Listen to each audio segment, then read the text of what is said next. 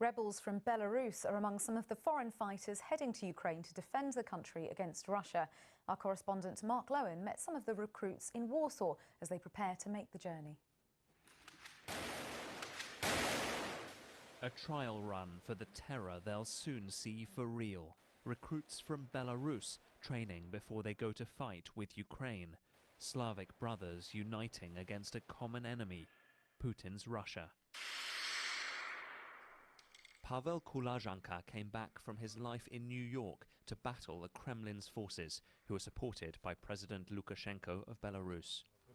Without independent and free Ukraine, there is no independent and free Belarus. I really admire Ukrainian nation. From the very beginning, we supported Ukrainians in their fight for freedom. And I'd like to have my Belarusian nation to be as strong and powerful as Ukrainians right now.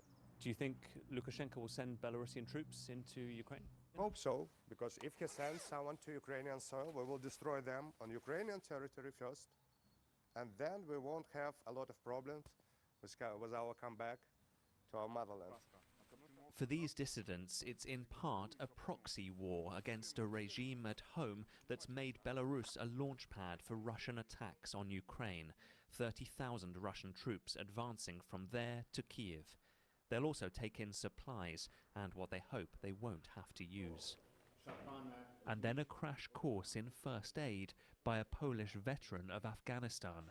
The tourniquets and bandages of that vicious conflict, now a part of life in Europe. Just hours before leaving, they're learning the vital lessons that could save their lives. And when you look around, you can see that these are just ordinary guys, mainly, who are suddenly preparing for what it will be like entering a theatre of war when they cross tonight. For all their jingoism and unity, the facade cracks as reality hits. I'm afraid, a little. I saw you speaking to your mum earlier. Yeah, she's crying. But now she's just pray, maybe. She tried to tell me that this war is not mine, it's not our, that it's other country, other people, but I don't agree. So they head off to someone else's war, which has become their own.